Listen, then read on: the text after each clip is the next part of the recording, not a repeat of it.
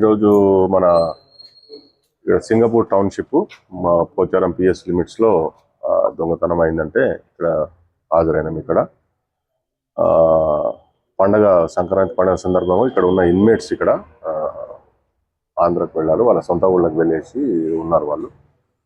వాళ్ళ ఆబ్సెన్స్లో ఇక్కడ దొంగతనం జరిగిందంటే ఇక్కడ వచ్చినాం. క్లూస్ టీమ్ కూడా విజిట్ చేశారు. ఇక్కడ ఫింగర్ ప్రింట్స్ అన్ని కలెక్ట్ చేసినాం. మేము అది కంపారిజన్ చేసుకొని ఒకసారి ఓనర్స్ లేరు ఇక్కడ. ఓనర్స్ ఎగ్జాక్ట్గా వాళ్ళ గోల్డ్ అయితే మిస్ అయింది అంటున్నారు. ఎంత పోయింది అనేది వాళ్ళ క్లారిటీ లేదు. అది ఇక్కడ ఉన్న అసోసియేషన్ ఉంది, ఇక్కడ వాళ్ళతో మాట్లాడము. ఇక్కడ సెక్యూరిటీ ఉన్నది, సెక్యూరిటీ గార్డ్స్ కూడా ఉన్నారు.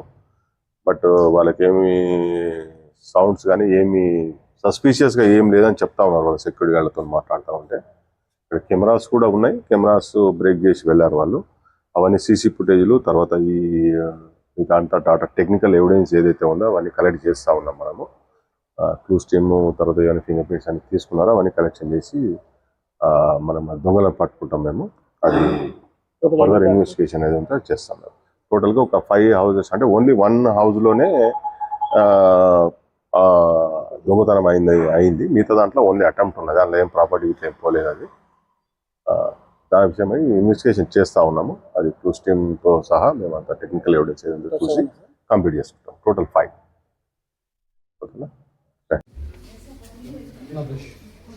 ఒక్కసారి ఇక్కడ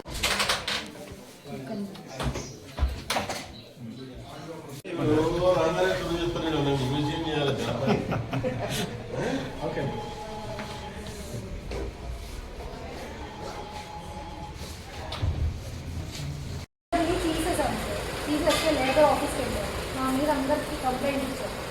మేము తీసేస్తే కంప్లైంట్ ఇచ్చిన తర్వాత మళ్ళీ తీసుకోవాల్సి వచ్చింది లేబర్. మేము అదే చెప్తాము. అదే ఇప్పుడు ఈరోజు ఏదైతే సంస్కృతి టౌన్షిప్ పోచారం పాత మున్సిపల్లో ఉన్న సంస్కృతి టౌన్షిప్లో సుమారు 64 బ్లాకులు, 2080 అపార్ట్మెంట్లు, 10,000 జనాభా దానికి ఉంటుంది. సో ఈరోజు ఉదయం ఇన్ఫర్మేషన్ వచ్చిన దాన్ని బట్టి దాదాపు 7 ఇండ్లు మీద దొంగలు డోర్లు పలగొట్టి, లాకులు పలగొట్టి అన్ని దొంగతనానికి ప్రయత్నం చేశారు. అందులో భాగంగా కొంచెం ఒక ఫ్లాట్లో కొంచెం గోల్డ్, కొంచెం విదేశీ కరెన్సీ, బంగారం కూడా పోయినట్టు ఐడెంటిఫై అవుతుంది. సో ఇదంతా ఈ సంస్కృతి టౌన్షిప్ అనేది ఒక పెద్ద కాలనీ. ఇళ్ళకు రావాలంటేనే కొంచెం సాహసం చేసి రావాల్సినంత ఈజీ కాదు. సెక్యూరిటీ 2 బ్లాక్లకు ఒక సెక్యూరిటీ, ప్రతి బ్లాక్ సీసీ కెమెరాస్ ఉన్నాయి. మెయిన్ గేట్కు సీసీ కెమెరాస్ ఉన్నాయి 2-3 గేట్లలో. సో దురదృష్టం ఏంటంటే దాదాపు 64 బ్లాక్లలో 33 బ్లాక్లలో సీసీ కెమెరాస్ పనిచేస్తలేవు. అన్ని గేట్లలో కూడా సీసీ కెమెరాస్ పనిచేస్తలేవు. నేను ఇదివరకు 3 సార్లు దీనికి కాలనీకి అధ్యక్షునిగా ఉండి, అప్పుడు మహేష్ భగత్ గారు ఇక్కడ కమిషనర్గా ఉన్నప్పుడు 200 కెమెరాలు, 42 కెమెరాలు పెట్టి 2018లో మొదటిసారి ఈ కాలనీని పెట్టి ఇనాగ్రేషన్ చేయవలసి వచ్చింది.